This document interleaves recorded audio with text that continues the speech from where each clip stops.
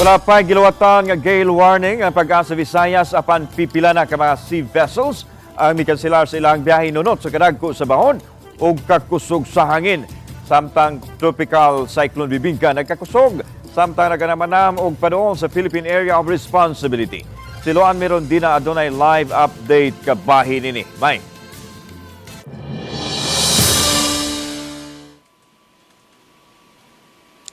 Lan as of 4 p.m. karong adlaw, miabot na sa 10 ka mga sea vessels ang mikanselar sa ilahang biyahe tungod sa kadagko sa bawd ug sa kakusog sa paghuros hangin.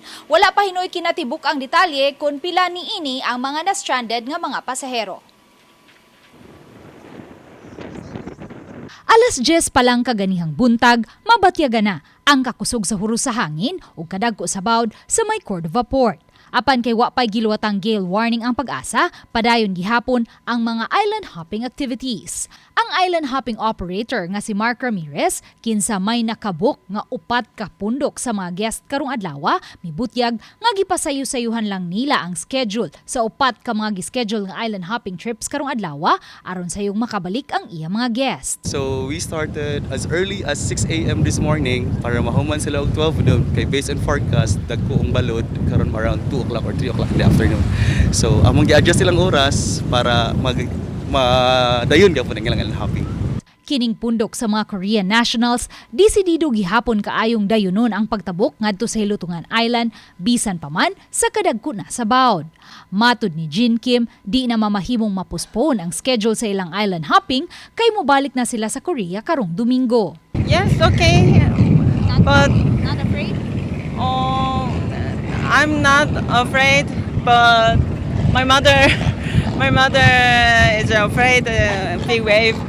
Matod sa Pag-asa, ang tropical storm Bibingka nga mas nikusog og nahimo ng severe tropical storm samtang nagkaduol na kini sa Philippine Area of Responsibility. Still, nagpabilin ang senaryo nga wala siya direct effect, but ang habagat, again, mo'y maka-apekto sa ato ang nasod for this day till weekend.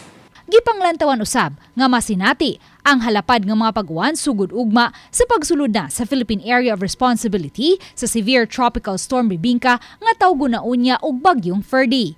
Samtang bisan pa man kun wa pa miluwat og gale warning ang Pag-asa, gipahimangnuan niini ang mga gagmayng sakayang pangdagat nga likayan lang una ang paglawig sa dagat hangtod sa adlawng Sabado.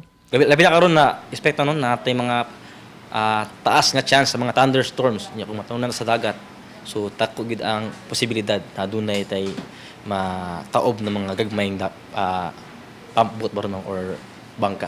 Samtang base sa consolidated report nga nadawat sa Cebu Coast Guard District Central Visayas kaganihang alas 2 sa hapon, ang mga rotang apektado sa pagkanselar sa biyahe sa pipila ka mga sea vessels naglakip sa Siquijor to Dumaguete, Dumaguete to Siquijor, Dumaguete to Dapitan, Cebu to Tagbilaran ug Cebu to Tubigon.